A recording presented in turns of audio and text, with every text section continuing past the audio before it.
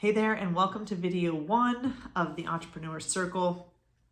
This is just a simple, easy way for you to get to know me to share a little bit about the vision for the Entrepreneur Circle, hopefully impart some value to you as you're discovering what's the next step in your entrepreneurial journey, and we're gonna have a lot of fun. So today's video is entirely about this concept of being your own boss, being self-employed.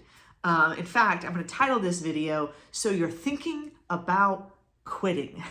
So you're thinking about quitting. You're thinking about quitting your job. You're thinking about quitting the thing that maybe has created some consistency for you, but you're also knowing and feeling like you have a whole future ahead of you. And if you don't start working on things right now that would benefit you and your future, your financial future, your purpose in life, kind of your fulfillment, the things that bring you joy, that you might look back 3, 5, 10, 15, 20 years down the line and have that word or that feeling come up that is a word we don't like to talk about too much, and that word is regret, right? So the question really is, are you going to regret not taking the next step in your entrepreneurial journey? I think if you're here and you're watching this, the answer is probably yes, right? My name is Megan. I am 34 years old, very proudly born in the 80s. I just barely skimmed in there, and I'm grateful for that because I feel like I've gotten a good grasp of both kind of pre, Gen Z times as well as kind of honestly post Gen X times. Everyone I learned from growing up, and I was one of those kids and teenagers and young adults who paid a lot of attention to the adults in my life. I paid a lot of attention to mentors and people I looked up to, people I respected. I read tons of books by a lot of dudes about running businesses and leading and leadership and management and profitability and all of these things, right? I mean, I could just go on a tangent about 100+ books that, were written by Gen Xers or even, older individuals who had run really successful businesses. And what I know now going into 2024 is that nothing is the same, right? We are not just in the middle of a transformation in society. We're in the middle of a transformation with how we go about doing business and what business is and what enterprise is. And, there is a conversation that has been happening and that I've even fallen prey to at times, that there is so much wealth disparagement, right? That there's so much wealth concentrated at the top of the population that there may not be enough space or room for everyone else to go create the massive amounts of wealth that they desire to create for themselves. And though there are some real issues and things that need to be addressed and things that need to be changed, the only way to go about changing anything is to take action from where you are with what you have out to the what I would call like the edge, right? Like you got to go push the edges of your own possibility. You got to go push the edges of your own probability. You have to go push the edges of what you believe you are capable of in order to ever go and create change out there, right? So we create change from within, we push ourselves out to our limits, we begin to expand beyond that, and then those ripples of change, those I believe the doors are open, the power will come through in the way that it needs to make a change out in the world in ways that maybe seem far off, right? Or beyond our control, so to speak. So really, being an entrepreneur in 2024, if you're watching this, it's more of a spiritual journey, right? It's a little bit of a internal practice. It's something that we're really committed to, not just because we think that the world needs it, but because we need it. That this is part of who we are. It's part of what we're up to. It's part of kind of how we want to be in the world and how we want to create in the world. So it's my hope, my goal, that I share a little bit about my journey in the past, present, and in the future with you, and help you a little bit in your entrepreneurial journey, wherever you might be, whether you're just starting, you're in the middle of it, maybe you're taking on another adventure, right? Or another venture, so to speak. So question for you. Are you thinking that you may need to say no to some things in order to say yes to this next thing? I bet you are. I know that every time something new has come up for me, it's required I start saying no to a degree and at a level that I've never had to say no before or previously, right? And so when you do have that stirring of a vision for what's going to come, just recognize it's going to start with saying no to some things. And so, there are a couple ideas here around saying no. One is that you say no to everything unless it's a hell yes. All right. And when you are practicing and leaning into this idea and this concept of trust, then sometimes there are very few hell yeses. At least that's how it's been for me in recent days, in recent weeks, recent months. It's like, okay, I know I'm going to say no, but there's not a whole heck of a lot of hell yeses besides taking care of my health, taking care of my health, taking care of my health, taking care of my health, taking care of my health. Your health is so freaking important. And this isn't the topic of this video, but if you're going to be an entrepreneur, if you're going to be someone who relies strictly on yourself to go create and to go make and kind of shake up and transfer energy, so to speak, right? Then you need to have good energy, and good energy definitely is an element of having good health. So if you're not yet taking care of your health, or maybe you've fallen into like a little bit of a stint where your health is not as much of a priority as it was previously, I implore you to go get that in line, right? Make sure you're getting enough sleep. Make sure you're drinking enough water. Make sure that you're moving your body every day. Make sure that you're doing a little mindful practice, meditation, breath work, calming, peaceful, integrating both mind, body, and spirit health practices. All right. So you may be thinking about saying no to some things so you can say yes to this next thing.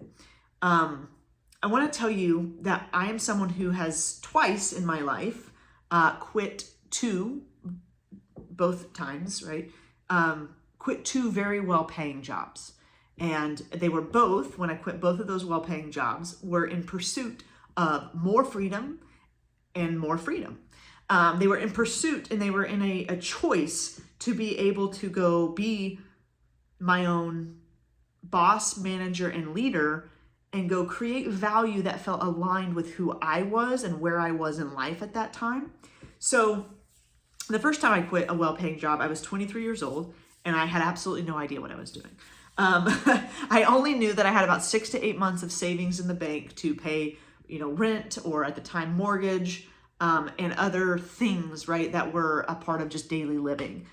So I had 6 to 8 months of living expenses saved up, but I didn't have, passive income coming in. I didn't have, a 6-year plan or a 5-year plan.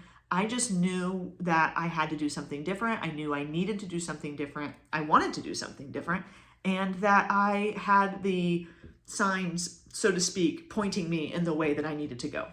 And so that first time that I quit my job and went full-time into being self-employed I was 23 and I chose to get into the real estate industry. And I chose to, and by the way, when I say choose, it's like, once again, I'm going to go back to those signs, right?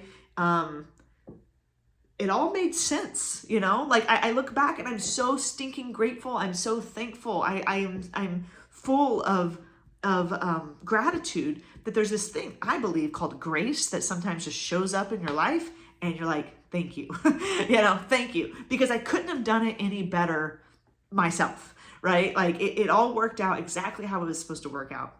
I was at a phase in my life where I knew that I wanted to do something different than what I was doing with my job, and I didn't know what it was going to be. I just knew I needed to bet on myself, not on my employer, not on the market, not on the industry I was in, not on more education. I just needed to lean in, jump in, and say, I know I can do this because 1, I care about people. 2, I do a good job, whatever it is I'm doing. And 3, if I don't do this, I'm going to have that capital R regret that we talked about earlier.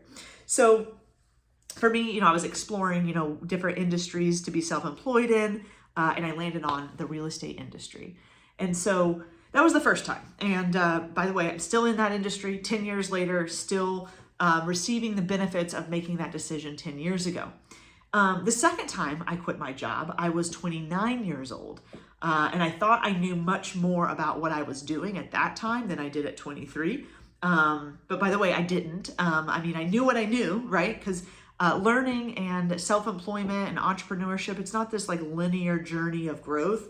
Entrepreneurship and being self-employed and working for yourself and offering value to the world, it's a little bit of a roller coaster. There's definitely some swirls back and forth, up and down. You're like, wait, am I back here again? Like, I thought I would never be back here again, But what's happening is the physical or outward manifestation of what's happening may look that way, but internally, as long as you're committed to your own alignment, your own heart, your own relationship with who you are and what you do, then growth is happening, right? So regardless of what the exterior shows, the inside growth of understanding, of wisdom, of clarity, of peace, of purpose, of knowing, all of those things are growing and are happening inside. So you're never back at square one, no matter what.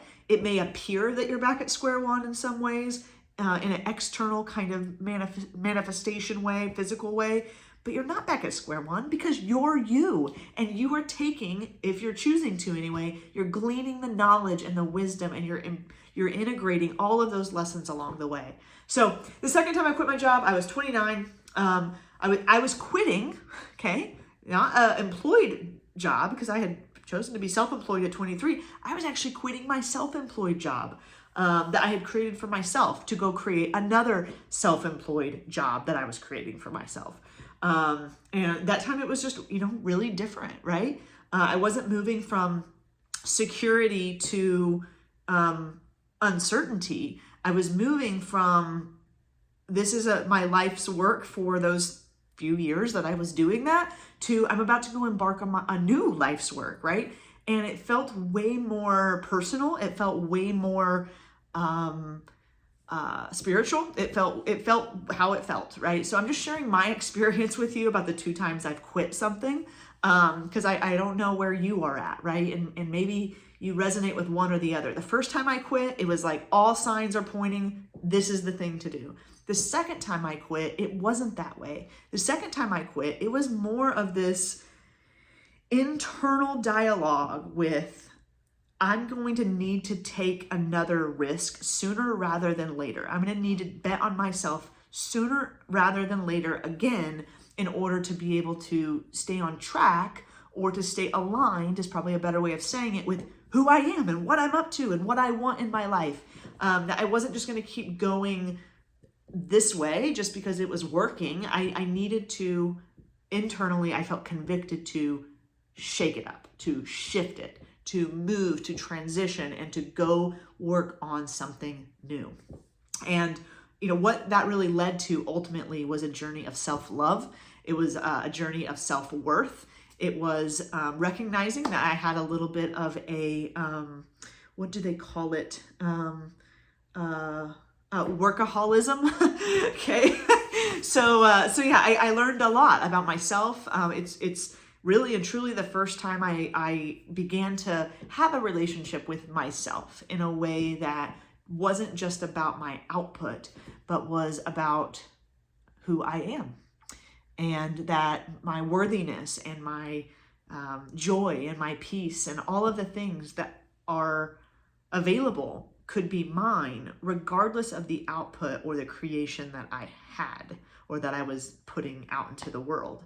And so I didn't know. I thought I was going to just jump over right away from one self-employed gig to another, and I was going to go create this new thing, and it was going to have all this amazing output from people, and people were going to be changed, and their lives were going to be changed, and businesses were going to be changed. And I'm not saying none of that happened. I've had amazing relationships and amazing partnerships and amazing things that have happened over the last 4 years. And the initial journey and where I stand today, 4 years into that, is that had nothing to do with output. It had everything to do with my understanding of how much I love myself and how okay I am without having to do something. How the universe has me and has my back regardless of my productivity. So those are just some lessons I've learned from the second time quitting. You know, quitting, so to speak, is one of those words that people can have a lot of emotion around, you know. Maybe you have a little bit of emotion around it. Maybe for you, quitting is something that, you know, you weren't ever able to do. Maybe your parents held you to the commitments that you made. Maybe quitting for you has a negative connotation because not only did you not ever quit because you just didn't want to, but you know, you have other people around you in your life who have quit and you're kind of pissed off at them because they quit. Maybe quitting has a negative connotation to you because, you know, you feel like quitters are not winners. You know, there's a lot of dialogue that gets put into our society, and whether it's through sports or business or growing up, right? School, grades, all those kind of things. Quitting can have a lot of emotion around it. The word quitting can have a lot of emotion around it. Here's a few questions that I think we should be asking, right? Is it good to quit? Is it bad to quit? Do winners quit? Is it smart to quit? You know, we have our experiences as adults around these words, but we also have our upbringing, right? Kind of what I was sharing about just a second ago. You know, did we or do we have examples of people in our life that quit something and still succeeded? You know, or did the people who raised us do the same thing for a long period of time and we don't have those examples, right? I know for me, my dad, I'll use my dad as an example. He did the same thing for a long time. And in that way, he was successful, right? And yeah, I look around at other examples of different people I follow and watch and pay attention to, and they're constantly reinventing themselves. And they've constantly chosen a path of reinvention and change, quitting one thing and starting another. Here's what I'm going to say, and then we're going to wrap up this video as we jump into the next one and into this entrepreneur circle together. Quitting isn't something for the faint of heart, right? A real acknowledgement that I'm going to say no to something in order to be able to say yes to something takes a lot of faith. It takes a lot of trust. It takes a lot of belief in yourself, in your vision, in your practice to be able to go do this. My suggestion to you, having quit twice in my life to go create something new, is that as you listen to yourself and as you ask these questions of yourself, that you recognize that it's more important what you say yes to than what you say no to. And for you to say yes to something powerfully and with conviction and with truth and with honor, you're going to have to say no to some things. So the question is just, what are you going to say no to? And when are you going to do it? And how are you going to do it? Because if you're going to say no to those things, then I hope, I believe, I pray, in a sense, that you'll be saying yes to something else, right? So this is not a one-size-fits-all. It's not a fit-in-the-box entrepreneur kind of conversation. Part of B-side coaching for me is being able to actually have these conversations with people, ask questions, hear your stories, understand where you're at, get the narrative kind of, set up, right? So that you can begin to step into that next level you, or that next business, or that next venture you, that next creative idea or project in a way that is right, in a way that's right for you, because it's going to be different for you than it is for someone else. And that's what B-side coaching is all about, right? This is the flip side, so to speak, of traditional coaching. This is not a here's what you want, here's exactly how to do it. Although there is an element to that because I have great background and expertise around operations management, marketing management, inside sales, outside sales, conversion ratios, business planning, monthly kind of overviews and metric tracking and insights and all the things, right, that we need to run a successful business. So I have all of that, and yet this B-side coaching starts with flipping the coaching kind of industry, so to speak, on its head and saying, I don't know what you don't know. You have the answers. Let's ask the questions. Let's figure it out. And let's go there together, because that's where we're at in the world today. It's like I said, we're going into 2024. There's tons of change, tons of opportunity available for us to go create, to tap into, to add value, to really lead in a way that works for the long-term future, not just for short-term profits. And that's what this is about. So that's the kind of people I want to work with. It's the kind of people I want in this circle. People who are tapped in to themselves, who want to be more tapped into themselves, who want to offer to the world and to the people around them the things that they're up to, and to be proud of that, and to lead in the way that they were meant to lead, right? Not in traditional leadership kind of language, but in the future of leadership. What does that look like? And how do we offer that kind of value to people? So my question to you as we kind of wrap up this video is, what do you need to start saying no to so that you can have that yes be that much more powerful?